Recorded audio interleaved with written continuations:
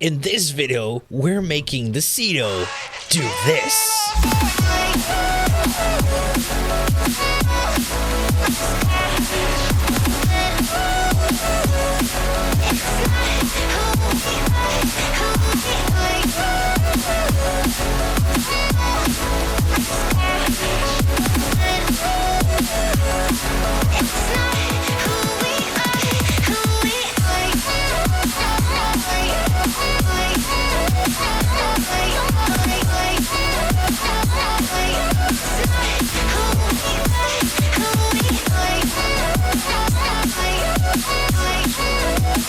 So what I'm saying is, we're pretty much breaking the CEDO again. What's good, folks? It's WARFRAME here with a new WARFRAME video coming at you with a busted CEDO. This is a WARFRAME and weapon synergy, so what I'm saying is it's gonna be scaling and dealing crazy amounts of damage. Before I start the video, I want to do a little bit of an experiment, and I urge people to comment in the comment section down below. So if you have anything positive or something you want to share, start the comment with CEDO green and then your comment. If you have anything negative or you don't like about this video, or you just want to troll or meme, start the comment with CEDO red and then your comment. And if you guys are Giga Chads, you know what to write: Giga Chad CEDO in the comments. Anyway, let's carry on.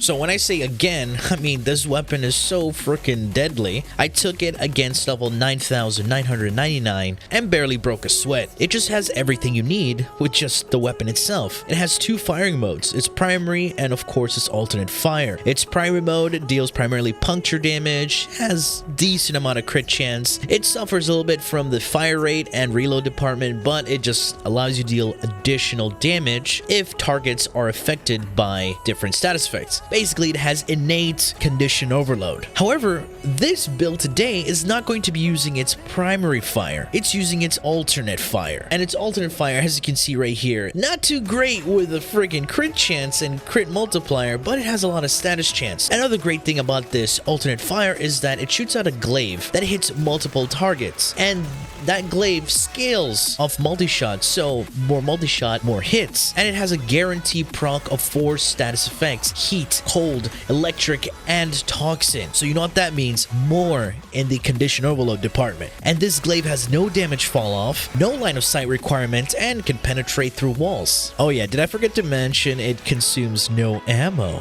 when you do this alternate fire. Hey, wait, D's gonna nerf this. Dude, it's been out for ages.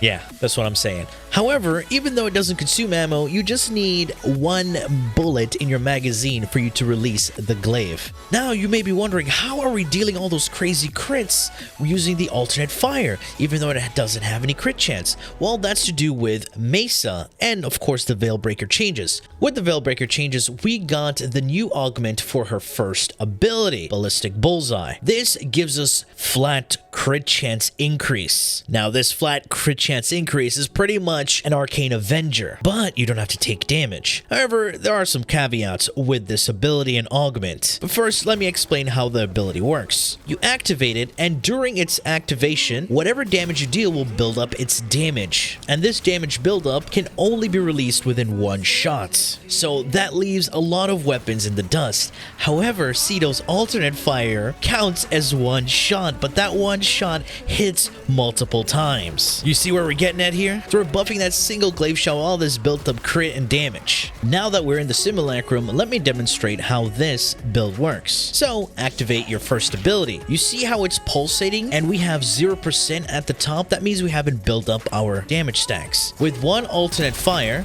hitting all these enemies, you can see it building up to that 100%. Now it's fully charged. We will activate the first ability, we get all of that built up damage and crit chance, alternate fire, and activate the ability again.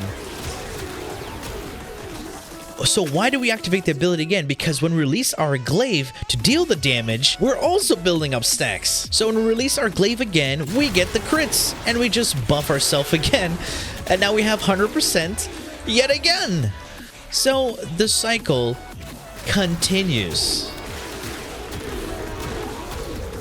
As you can see, That's a lot of damage. Well, there's another caveat again. The glaive is unpredictable and certain tile sets can hurt it, meaning you do need some narrow corridors just to make this build very effective. So if you have like Corpus maps or some corrupted maps with crazy amounts of elevation, that can hurt this build. And yes, this is the same Mesa that I used for my previous build. If you haven't seen it, do go check it out.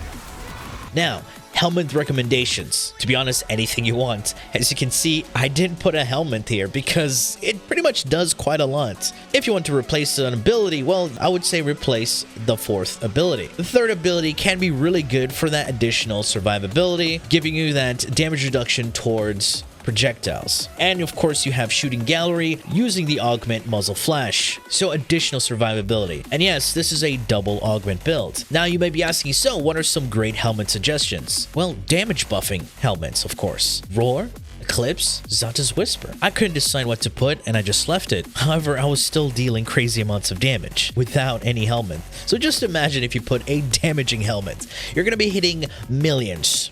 Oh yeah. So no, there are pros and cons with all 3 of these helmets. Eclipse, it's very situational, and it's not efficient, and it is dependent on your light surroundings and your graphical settings. Roar is a universal damage multiplier, and it also works as a faction damage multiplier. So if you're up against Namar or anything like that, well, easy. It's a free faction damage, and it's additive to your modded faction damage, allowing you to double dip with crazy amounts of damage. Zata's Whisper works really good with AoE as well, and boosts your headshot damage multiplier. I've explained it a lot in my other videos, so if you haven't seen the previous Mesa video, I highly suggest you check that video out. Now that's out of the way, let's take a look at the Mesa build. In the aura, I have Brief Respite. This is very good for survivability because we're going to be activating and deactivating our first ability, which is more than enough energy to fill up our shields. So, energy to shield conversion for that reset on our shield gate. Remember, shield gating is not an active thing, it is a passive. All we're doing is to refresh our shield gate by regenerating our shields. Prime Sure-Footed for that knockdown and stagger resistance. Our range mod here is Stretch. Stretch affects my shooting gallery and the muzzle flash blind radius. In terms of efficiency, we have negative. So that's why I had to use Prime Flow and Arcane Energize here. It's our main source of energy. Why do we have such low efficiency? Well, that's because of Blind Rage and Umbral Intensify, giving me all that power strength I need to increase the crit and damage multiplier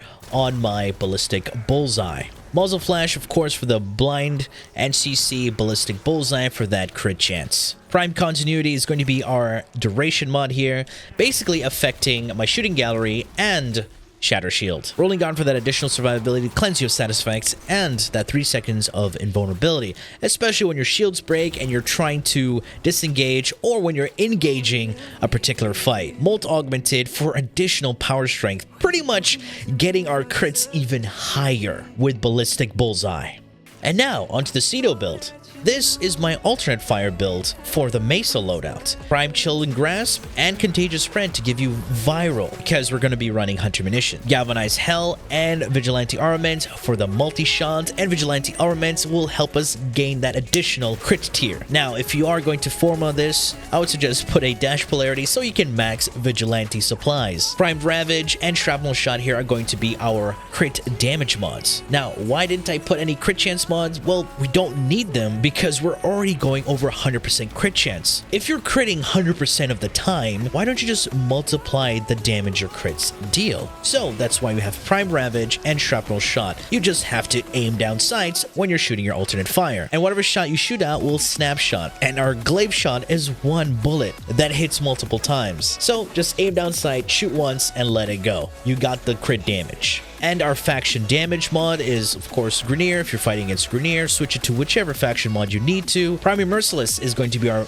base damage mod, hence why we don't run Prime Point Blank. This gives us 360% base damage. Point Blank and Merciless do the same thing and are additive to each other, hence why I didn't put it there. You want to spread your multipliers when you're modding weapons. The secondary and melee do not matter. They literally don't. Focus School can be whatever you want, and the Regulator as well, if you're going to be replacing ability, you're going to be replacing her 4th ability. And for those who are going to say, oh, but this is not, it's not a Mesa loadout. Well, this is not generally a Mesa build. It is a Warframe and weapon synergy. If you don't like this, well, you can go check out my Mesa build where you use her 4th ability. Using the same thing over and over will get boring. That's why you experiment and have fun with different things. For the companion, you can use the Carrier Prime, very basic builds, and because we're running even more vigilante mods. If you're not comfortable with the Carrier Prime, you have the option of running the Jinn. It can survive a bit more in Steel Path because of the Reawaken mod, and that's pretty much the build. Just make sure you're using a primary weapon on your Sentinel for those vigilante mods. Alright folks, that has been it from this Mesa and CEDO build synergy. So if you enjoyed and learned something from this video, please feel free to leave a like, share, and subscribe for more Warframe content, streams, and so much more. Do refer to the description. Thanks for watching, and as always, a peace.